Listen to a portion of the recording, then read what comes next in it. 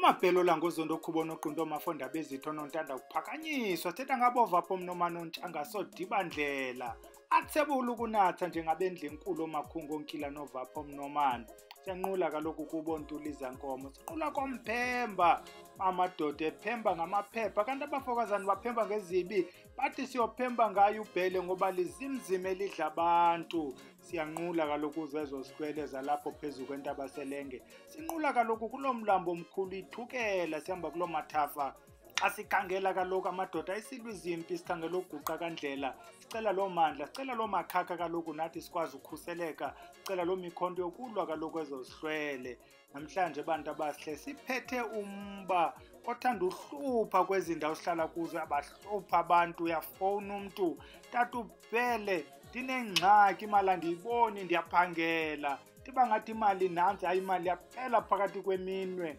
andiyazi tata ubhele kwenzeka ntoni kudala ndisiya kubantu abanyangayo bandenzile izinto ezenziwayo bandisemifuleni bandikhuphisa zibhokwa konto ndingayenzanga kodwa iingxaki zam azikapheli tata ubhele xa isihlwele sizithathela imali sithetha ngaloo nto namhlanje bantu abahle njengoba ungalibali ukusubscribe kaloku hit that notification ukwenzela uba ungashiyeki noba sithetha ngawe kaloku sinyamezele kuba kaloku ngezinye imini xa sidiza amahlebo sidize nezakho iingxaki zokuba ungahoyi ezi zinto zakho wenu sithetha kaloku namhlanje xa isihlwele sizithathela imali singekangeni inzulu ke siyafuna ukukhumbuza ukuba namhlanje is the 18th of July 2020 is Saturday njengoba iSaturday ke namhlanje abantu abahle sishekelwe ziSaturdays ezimbini phambi kokuba sivale wena muntu othi ufuna ufunda kwesi sikolo samayeza njengoba sithi shekelwe ziSaturdays ezimbini nje zimbini nezishekileyo kule group iqhubayo ukuba iphume eklasini kutetelwa abafikayo kaloku uzungaphoswa ke mntana omhle yapha ku www.vusilanga.co.za uye ku about us and the academy ikhona ilink you just click ngaloo phone yakho ngaloo computer yakho yakuthatha kaloku lento ikuse kwiform you fill in the form obeyiphathe abantu abaregisterishele ukungena kwisikolo samayeza last group yakhe u2020 wena mntu ke ungazukwazi ukusijoin esikolweni you'll only manage to join us in next year February sithethile ke kule veki pheleyo ayilo hlebo abantu abahle ukuba nemali izabe iyonyuka kaloku neminyaka xa ihamba nezinto ziyonyuka naba kaloku abathi nabo imisebenzini yabo imirholo yanyuka kunyuswa amaxabiso ezinto pheza ke bhele maswagawule swarhuqe sithethe ngayo le topic yanamhlanje bese siyiqalile ke into ethi uhleli nje uyayibona uba ingathi imali uthi ngoku seyikhona inguphuncuka bemphethe le mali uthi unezinto ezikutyela imali zininzi kaloku ezinto othi zikutyela imali omnye uyaqala uthi ndikhanda imoto kudala ndiyikhanda le moto omnye akapheleli nje ukuyikhandeni le moto yonzakala le moto ngelinye ixesha iwe nayo ibe right off le moto asheke umntana ebhele ngenamoto kuba kaloku le iyi-right off nee-insurances azivumanga ukubhatala omnye ngelishwa ebengenayo nalo insurance what becomes obvious ke kule nto mntana omhle xa sifuna uthetha ngale yaba bawa ngemoto uzawuwa kuyo le moto ibe right off uphume wena uqathula mntana omhle ungabikwa hlaba ungenawo nomkrwelo ngelinye ixesha okanye ibe ngulo mkrwedlana nje mncinci is a telltale sign ukuthi abantu bakokwenu sebeqalile ukukubetha abaqali kaloku ukukubetha bengakhange bakunike ezinye ii-signs sewusiwa neemoto nje sewukhanda zimoto sewuphelwa ziimoto ukhe wanawo amaphupha achazayo ukuba uyavimba zikhona into obukhe wazibona ezitshoyo ukuba uyavimba but ke wena you ignored all of them because kaloku xa uzibona ezi zinto a typical example umuntu uthi ndizibonile imbovane apha endlini nembovane afowune fonela umuntu oqala uthi imbova sisichitho eso khawuleza uyofuna into yesichitho uqombe eyi mandifumane i-second opinion khe ndiyisabele omnye umntu uba uthi kwenzeka ntoni ngezi mbovane uyafowuna ngapha yakuphendula uba hey zimbovane ewe zinjani, hayi zibomvu, athi hey ngabantu bakowenu bathi uyavimba and futhi kudala benqonqoza besithi uyavimba. What do you do ke mntana omhle? Uxelwe ngesichitho, uxelwe ngabantu bakowenu abathi uyavimba. We always choose the first. We always choose ukuthi lo uthetha ngabantu abangekhoyo uyazibhudela, ingxaki sisichitho. Uzawuhlunyuka ke mntana omhle uqale kuzo ezi zezi-J's fluid, udibanise omadubhula, qhumthula, ufake izitshilisi zikuphandle olwisichitho.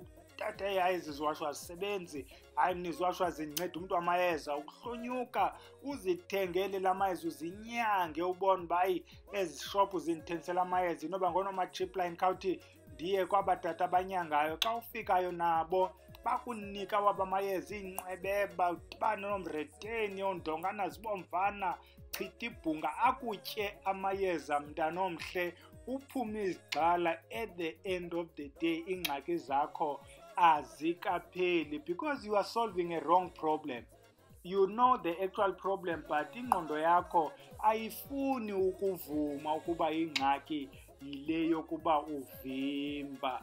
How do I know ke tatubhele ukuba abantu basekhaya bafuna ndibenzele umsebenzi? Kudala nyani ke ndihla ndinyuka kwezi ndawo ndinyangwa, akho nto ihambela phi, akho nto iyaphambili. Unumber one ke mntana omhle okwazi uba abantu bakowenu bathi uyavimba is what you already know. Bathi uyavimba because uyavimba. Ukuba uthi awuvimbi, when last did you do into for abantu bakowenu? Wesi ke omnye une-5 years ephangela, unayo le moto, into zakhe zimhambela kakuhle, not a single day akhe aye emaxhantini akowabo okanye kuloo ndawo anqula kuyo okanye ayokwenza isichenene athi kubantu bakowabo nindiphile nam ndithi mandiniphe. Omnye ukhe wenza abantu abahle kodwa kwadeyothi ndenzile.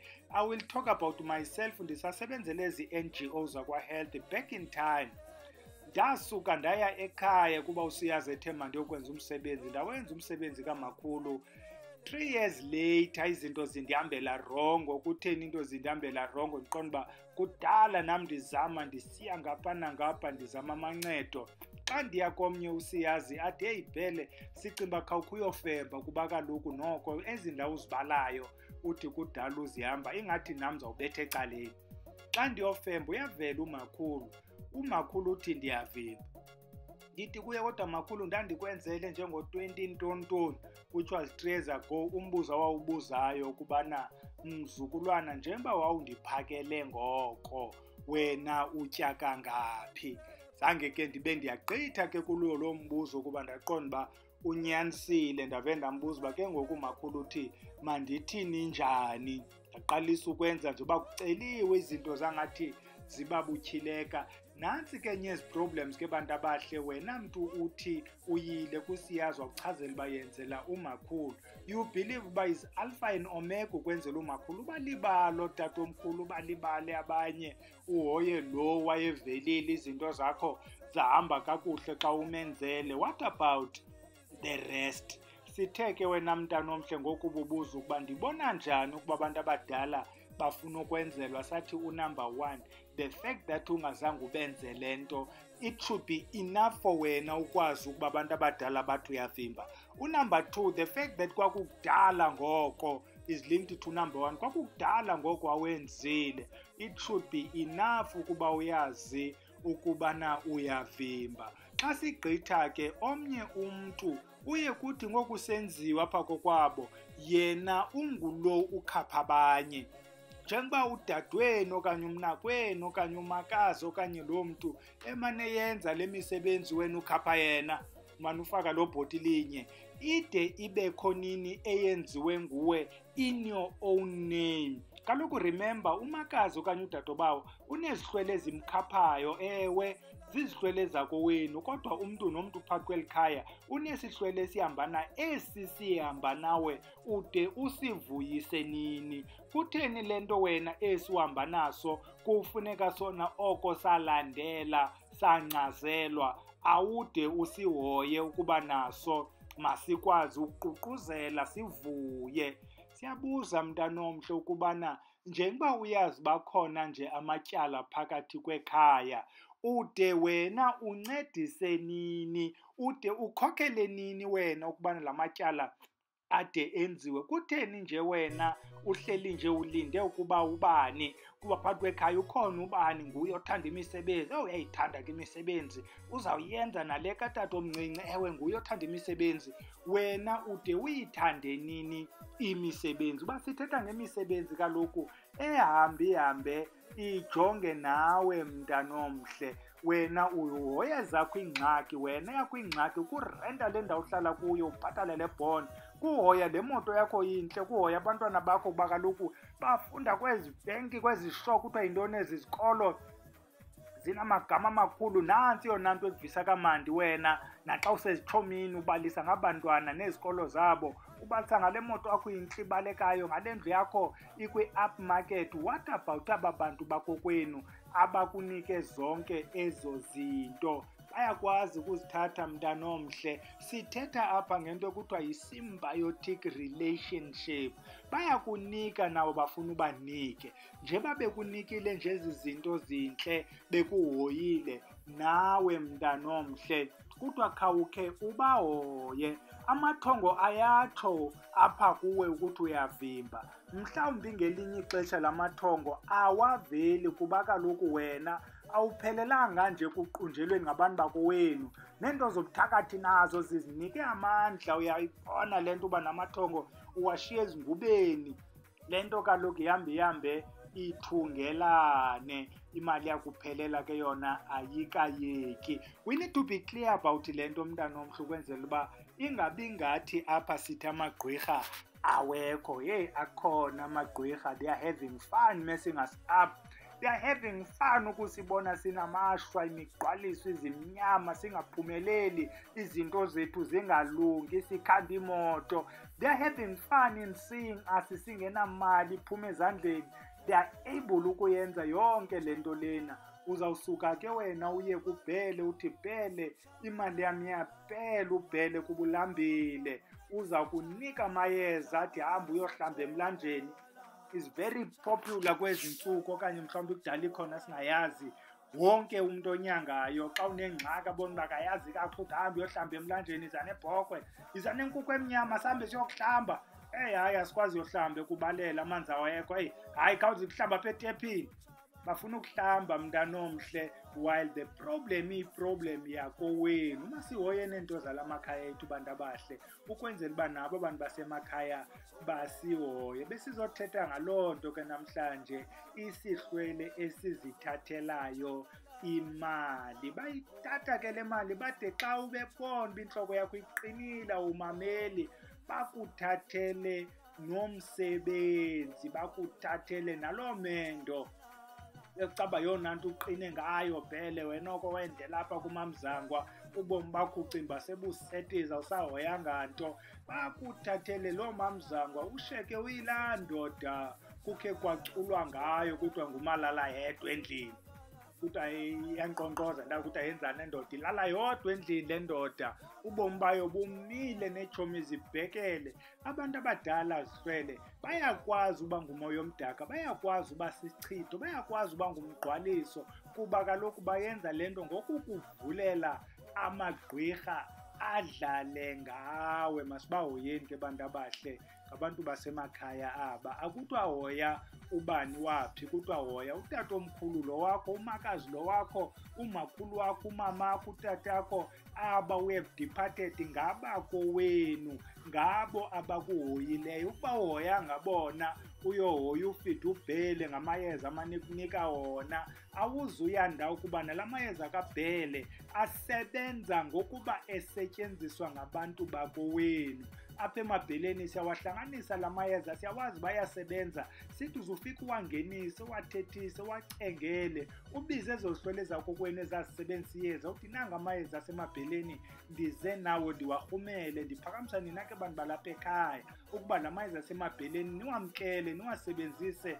Nazi ezi ntonga zasemabheleni zigqityiwe, zifuna usetyenziswa. Xa ngoku abantu bakowenu ungabahoyanga, ngubani ozawusebenzisa la mayeza? uzawukaloko ke wena uthi amayeza awasebenzi. Amayeza ayasebenza mntana omhle, awasebenzi apha kuwe. You need to check uba kutheni apha kuwe engasebenzi. Umane utshintsha abantu, hayi uBhele akakwazi unyanga, umtshintshe. Khawukukhangela abantu uBhele abanyangileyo ukuba baninzi kanjani. Ujonge wena abantu abahambileyo abakunceda ukuba baninzi kanjani. Uyayibona uba ingxaki iphi, ilapha kuwe mntana omhle. Masihoyeni ezi ziswele ukwenzela uba nazo zisihoye. Sizayivala ke xa besithetha ngabo bantu badala, siyabanqula kaloku. Asinayo enye intonga esikholose ngayo elidondolo, sihamba ngayo le ntonga, siva ngayo kuba kunzulu okanye kuyagqitheka. Siyababulela ke ngoba bekhona besikhapha, basasisindisile nakwezi corona zifikayo. Sawusinda ke bantu abahle kuba kaloku iimpilo zethu zixhomekeke kwabantu balela ukuthula, babe behleli. Sithetha ngabo kaloku abantu bangekhoyo, kodwa babe bekhona bephakathi kwethu. Sithi kubo makube chosi kube hele camagu.